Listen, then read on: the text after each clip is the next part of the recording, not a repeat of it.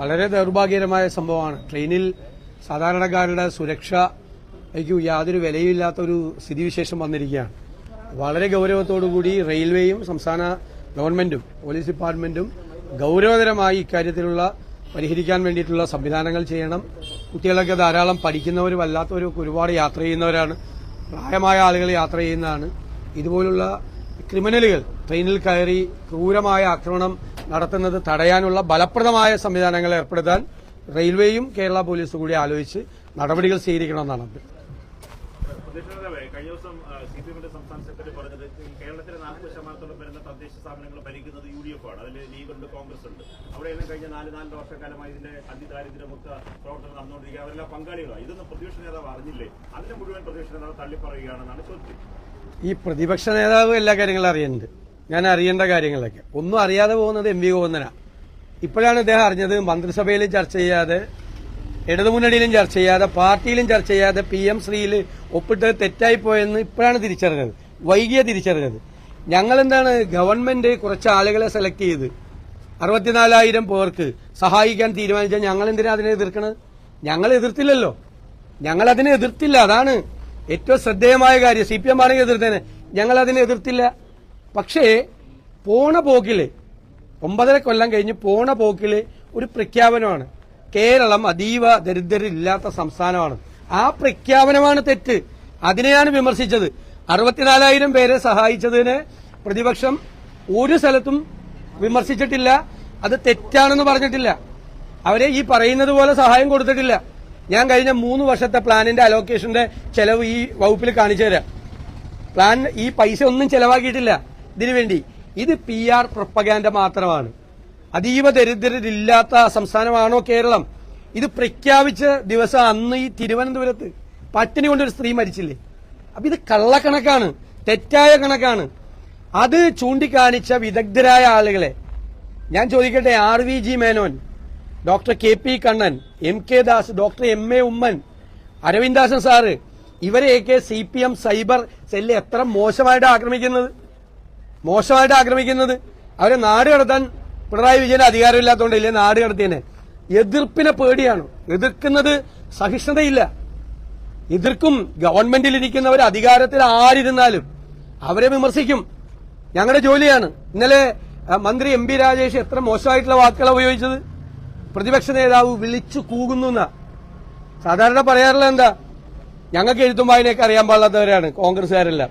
ഇവരെല്ലാം ബുദ്ധിജീവികളാണ്.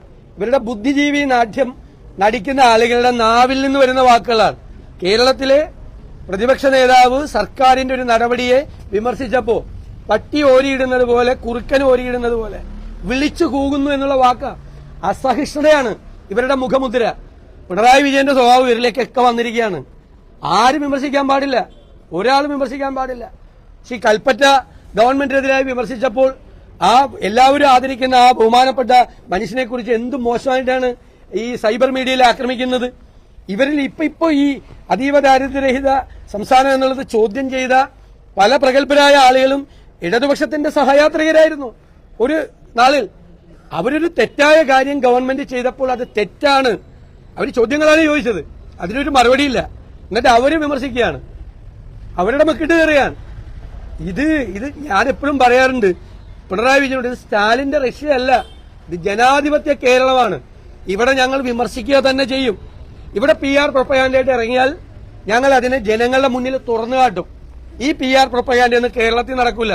തെരഞ്ഞെടുപ്പിന്റെ തലേ ആഴ്ച നടത്തുന്ന ഈ നമ്പറെല്ലാം ഞങ്ങൾ ജനങ്ങളോട് പറയും. നിങ്ങളുടെ മുഖം മൂടി ഞങ്ങൾ അയച്ചു മാറ്റിയത് തന്നെ ചെയ്യും. ഒരു സംശയം വേണ്ട. അല്ലെന്ന് ഞാൻ ചോദിക്കട്ടെ, ഏതെങ്കിലും പഞ്ചായത്തിലോ ഇതൊക്കെ ആണല്ലോ പഞ്ചായത്തിലും ചെയ്ത്, ജില്ലയിലും ചെയ്ത്, പിന്നെ രാവിലെ പരസ്യവും കൊടുത്ത്, കോടിക്കണക്കിന് രൂപ പരസ്യവും കൊടുത്ത്, പിന്നെ ഈ പാവപ്പെട്ടവന് വീട് വെച്ച് കൊടുക്കേണ്ട കാശിൽ നിന്ന് 1.5 കോടി രൂപ വകമാറ്റിയിട്ട് ഇവിടെ ആഘോഷം നടത്തി സിനിമാ താരങ്ങളെ കൊണ്ടുവന്ന്, ഇതൊന്നും കൂടാതെ കേരളത്തിലെ 140 MLA ഒരു കാര്യമില്ലാതെ തിരുവനന്തപുരത്ത് വിളിച്ചു വരുത്തി മുഖ്യമന്ത്രിയുടെ റൂൾ 300 സ്റ്റേറ്റ്മെന്റും പറയിപ്പിച്ചു. എന്തിനാണ് ഈ നാടകമൊക്കെ? എന്തിനാണ് ഈ നാടകം? ആരെ കളിപ്പിക്കാനാണ് ഈ നാടകം? അത് ഞങ്ങൾ തുറന്നു കാട്ടും. അത് ഇനിയും തുറന്നു കാട്ടിക്കൊണ്ടിരിക്കും. ഒരു സംശയവും വേണ്ട. വേറെ ആരെങ്കിലും ചോദിക്കട്ടെ. അതിനെ അത് അച്ചീവ് ചെയ്യുമ്പോൾ ഇങ്ങനെ ഒരു പരിപാടി നടത്തുന്നതിൽ നമുക്ക് വിമർശിക്കാൻ പറ്റില്ല. അല്ലെന്ന് ഞങ്ങൾ പറഞ്ഞത് എന്താണ്, പരിപാടി അല്ലല്ലോ വിമർശിച്ച്. ഇങ്ങനെയാണോ പരിപാടി നടത്തുന്നത്? അവർക്ക് വേണ്ടി അനുവദിച്ചിരിക്കുന്ന ബജറ്റ് അലോക്കേഷൻ നമ്മളൊക്കെ കൊടുക്കുന്ന നികുതി പണമല്ലേ, അതിൽ നിന്ന് എടുത്തിട്ടാണ് 1.5 കോടി രൂപ ചെലവാക്കിയിട്ടാണ് ഈ ആഘോഷം നടത്തുന്നത്. അവരുടെ അലോക്കേഷൻ എന്നാണോ നടത്തേണ്ടത്? ഈ കോടിക്കണക്കിന് രൂപയുടെ പരസ്യം കൊടുക്കുന്നത്, എന്നിട്ട് പിന്നെ അസംബ്ലിയിൽ പ്രത്യേക സമ്മേളനം നടത്തുന്നത്, വേറെ സമ്മേളനം നടത്തുന്നത്, എന്നിട്ട് തെറ്റായൊരു മെസ്സേജും കൊടുക്കുകയാണ്. കേരളം അതീവ ദരിദ്രരില്ലാത്ത സംസ്ഥാനമാണ്. തെറ്റാണത്, അതിനെ ഞങ്ങൾ വിമർശിക്കുന്നത്. നാളെ മുതൽ SIR വീടുകളിലുള്ള എന്യൂമറേഷൻ സംസ്ഥാനത്ത് ആരംഭിക്കുകയാണ്. അപ്പോൾ പ്രതിപക്ഷം ഈ കാര്യത്തിൽ എന്ത് നിലപാടാണ് സ്വീകരിക്കുന്നത്? കോൺഗ്രസ് ഇതുവരെ അല്ല, അത് നടത്തുമെന്ന് ഇലക്ഷൻ കമ്മീഷൻ പ്രഖ്യാപിച്ചിരിക്കുന്ന സാഹചര്യത്തിൽ അത് സത്യസന്ധവും നീതിപൂർവമായ തരത്തിൽ അത് നടപ്പാക്കുമെന്ന് ഉറപ്പുവരുത്തണം.